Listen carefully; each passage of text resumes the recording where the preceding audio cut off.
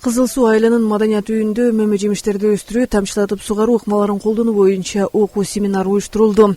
Семинардын алкагында керектүү болгон жабдыктар, облустун мөмө жемиш багытындагы мыкты адистер өздүк продукцияларын көргөзмөгө коюшуп, бири-биринен тажрыйба алмашканга жакшы аянтчы болду.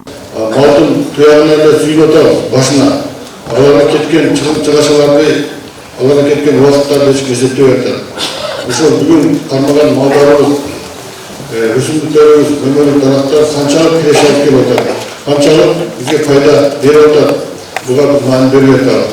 Жетүүбүз боюнча былтыр айтып коеюн, 100 гектарга жетпеген ягодалык боюнча клубника, малина менен айлыктенген балдар бар экен. Бир топ түшүндүрүштөр менен биз 100 гектарга жеткирдик. Келечекте булар 200 гектарга чыгарып, андан кийин жакынкы 3-4 жылда 1000 гектарга чыгарып алсак, жетөбүздө бул чоң объем пайда болот.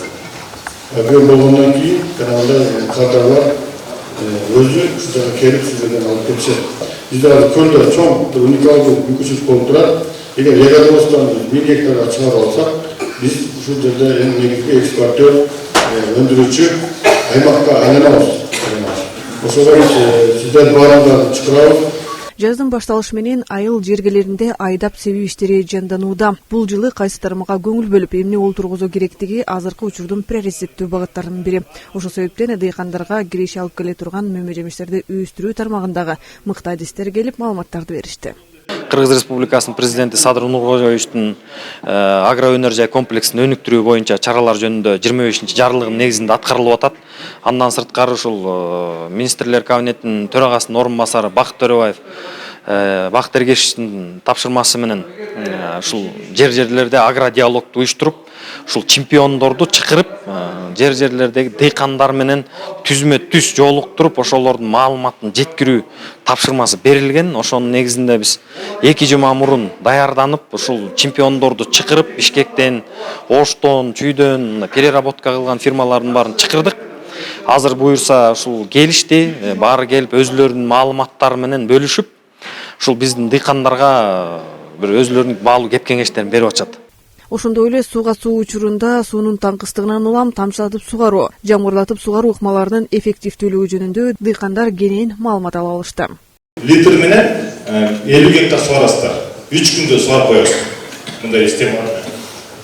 Жана фронтальный системада код, мындай жериңиздер прямоугольный болсо, анан кийин квадратный болсо, прямой круговой код, пивот системалары. Ошолор келет. Анан микромаус деген бар, илгерки фрегаттар 100 метр менен узун болсо колоңуз жылдырып сугара берет. Жапатырма эл чогулуп, момтип талап кылып, эл клубка мындай толгону менен көрө эле келе, мына бул батпай тышка чейин чыгып кетип атат. Бул элдер ушул нерсеге кызыгуу пайда болгондугу өтө кубандырбай койбойт. Мына буякта кантип тигиш керек, кандай сугарыш керек, кайсы витаминди берсе жакшы болот, керек болсо канча прибыль аласың дегенге чейин, канча киреш аласың дегенге чейин баардыгын тактап берип аткандыгы бул жакшы нерсе. Мындай дагы иш-чаралар мурунда эле көп болчу эмес. Мына бүгүнкү иш-чара болуп, момтип мындай иш-чараларды байма-бай өткөрүп, дыйкандар менен тыгыз байланышта боло турган болсо эле биз өнүгүү жолуна түшөбүз деген ишеничтебиз.